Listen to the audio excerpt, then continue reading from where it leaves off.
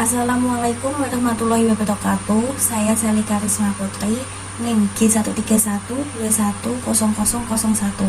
Di sini saya akan menjelaskan jawaban tugas sistem enterprise milik saya. Soal nomor 1, apa yang Anda ketahui tentang e-commerce dengan e-business? Coba dijelaskan dan dapat diberikan contohnya untuk dapat menggambarkannya. E-commerce atau electronic commerce yaitu mendeskripsikan proses penjualan, pentransferan atau pertukaran produk, jasa, dan atau informasi via jaringan komputer termasuk internet. E-commerce merupakan bagian dari e-business. E-business tidak hanya melibatkan penjualan dan pembelian barang dan jasa, tetapi juga melibatkan pelayanan dan pelanggan, kerjasama dengan mitra bisnis, dan melakukan transaksi elektronik di dalam suatu organisasi. E-business adalah kegiatan bisnis yang dilakukan secara otomatis dengan memanfaatkan teknologi elektronik seperti komputer dan internet. Kegiatan e-business juga memungkinkan suatu perusahaan untuk berhubungan dengan sistem pemrosesan data internal dan eksternal secara lebih efisien dan fleksibel. E-business adalah suatu kegiatan transaksi jual beli bisnis yang dilakukan melalui perangkat elektronik atau dengan internet sehingga perusahaan dapat langsung berinteraksi dengan customer, supplier maupun rekan bisnis.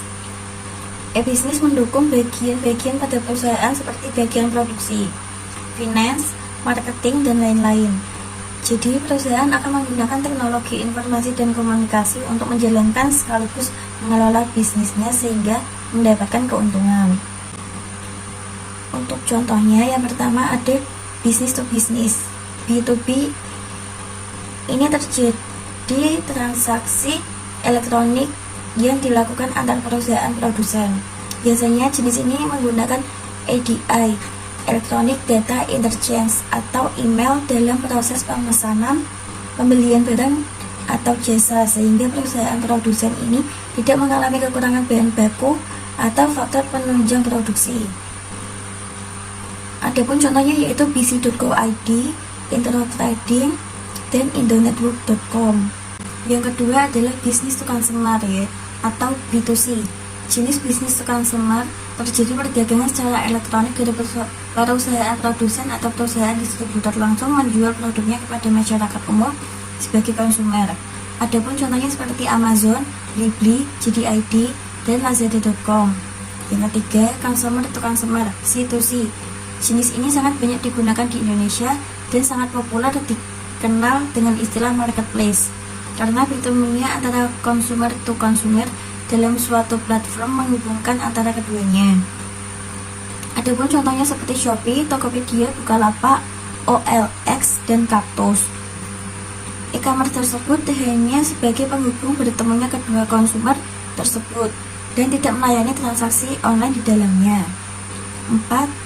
Consumer to business, C2B. Jenis ini merupakan kebalikan dari konsep business to consumer, di mana terjadi bertemunya pihak konsumer sebagai penjual jasa atau barang ditawarkan kepada perusahaan yang membutuhkan jasa atau barang yang diperjualbelikan. Adapun contohnya seperti freelance, iStockPhoto, dan freepik.com. 5. Business to administration, B2A. Business to administration merupakan suatu transaksi yang dilakukan oleh perusahaan dengan lembaga atau layanan pemerintah. B2C ini juga sering disebut sebagai B2G. Business to government.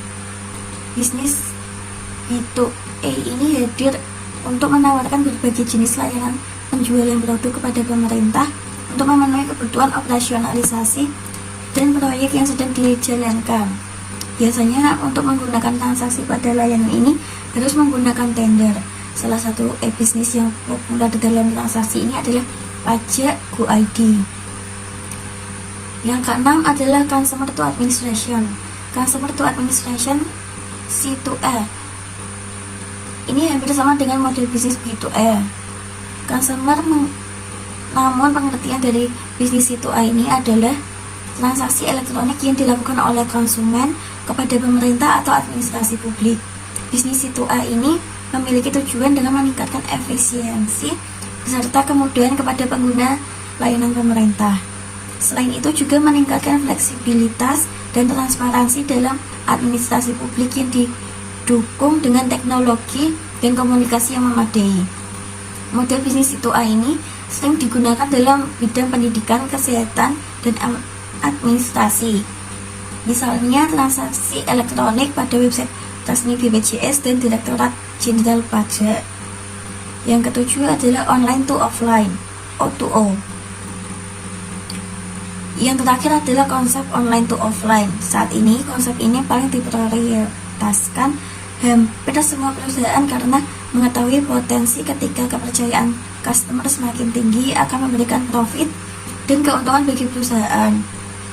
Hal tersebut, perusahaan berlomba-lomba ingin memperlebar jaringan O2O, di mana jaringan O2O memberikan masyarakat kemudahan berbelanja secara online, tetapi bisa mengambil, membayar, atau mengembalikan secara offline, bahkan bisa sebaliknya.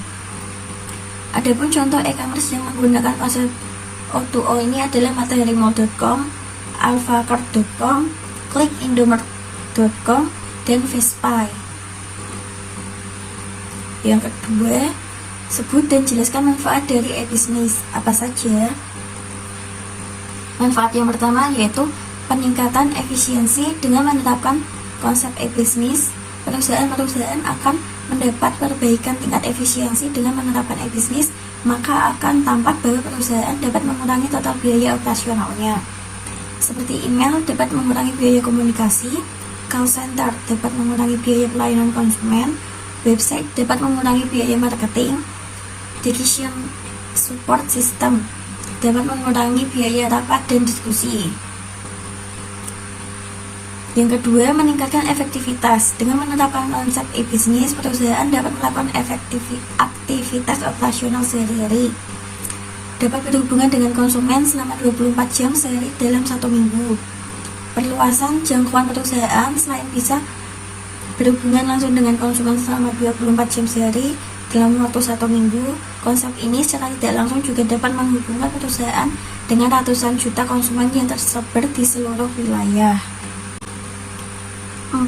Terciptanya produk dan jasa baru. Penerapan konsep e-bisnis juga membuka kesempatan bagi perusahaan untuk menawarkan produk dan jasa baru yang dihasilkan oleh perusahaan itu sendiri.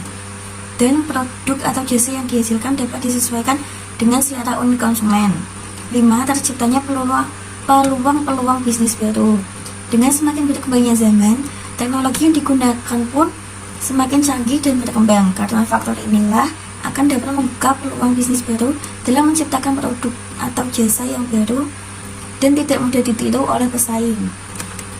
Soal yang ketiga, silakan jelaskan terkait dengan gambar di bawah ini. Ini adalah gambar komponen aplikasi utama dalam CRM. CRM atau Customer Relationship Management. CRM didefinisikan sebagai integrasi dari strategi penjualan, pemasaran, dan pelayanan yang terkoordinasi. CRM menyimpan informasi pelanggan dan merekam seluruh kontak yang terjadi antara pelanggan dan perusahaan, serta membuat profil pelanggan untuk staf perusahaan yang memerlukan informasi tentang pelanggan. CRM adalah sebuah strategi bisnis menyeluruh dari suatu perusahaan yang memungkinkan perusahaan tersebut secara efektif mengelola hubungan dengan para pelanggan tersebut. CRM juga berfokus atas proses mendapatkan dan mempertahankan pelanggan yang berharga melalui proses pemasaran, penjualan, dan pelayanan. Menurut O'Brien 2002. Konsep ini adalah yang mengajarkan kiat dan strategi untuk membangun dan menjalin hubungan yang efektif antara perusahaan dengan pelanggannya agar tercapai apa yang diistilahkan dengan customer satisfaction atau kepuasan, customer loyalty atau loyalitas, dan customer retention atau ingatan. Yang termasuk dalam proses CRM adalah 1. Proses penanganan keluhan pelanggan, 2. Proses penanganan pesanan pelanggan, 3. Proses penanganan permintaan informasi dari pelanggan, 4. Proses pengelolaan data dan informasi seputar pelanggan, 5. Proses pengelolaan kebutuhan pelanggan. proses analisa karakteristik dan perilaku pelanggan, dan lainnya. Sistem CRM meliputi sekelompok modul software yang memberi berbagai alat yang mendukung perusahaan dan para karyawan dalam memberikan layanan yang cepat, dapat diandalkan, dan konsisten kepada pelanggannya. Konsep CRM ini cenderung menerapkan aplikasi bisnis e-commerce bertipe B2C atau business to customer. Soal yang keempat, jelaskan terkait supply chain management di bawah ini. Supply chain management atau SCM. SCM adalah suatu sistem tempat organisasi menyalurkan barang produksi dan jasanya kepada para pelanggan. Menurut O'Brien 2002, SCM adalah suatu sistem pada perusahaan yang menggunakan teknologi informasi untuk membantu, mendukung, serta mengelola berbagai hubungan antara beberapa proses bisnis utama perusahaan dan dengan pemasok, pelanggan, serta para mitra bisnis. Tujuan dari SCM adalah untuk menciptakan jaringan yang cepat, efisien, dan berbiaya rendah pada suatu produk. Rangkaian proses manajemen pengadaan bahan-bahan mentah yang biasa diperoleh perusahaan dalam melakukan pemesanan kepada para pemasok atau supplier. Ini dikenal dengan istilah Supply Chain Management atau SCM. Rangkaian proses yang berada di hulu perusahaan ini merupakan antarmuka interface yang menghubungkan perusahaan dengan mitra bisnisnya, terutama para pemasok. Pada SCM, aplikasi bisnis yang kerap dipergunakan adalah bertipe B2B atau business to business. Sekian penjelasan jawaban tugas sistem enterprise dari saya. Untuk kurang dan lebihnya saya mohon maaf. Wassalamualaikum warahmatullahi wabarakatuh.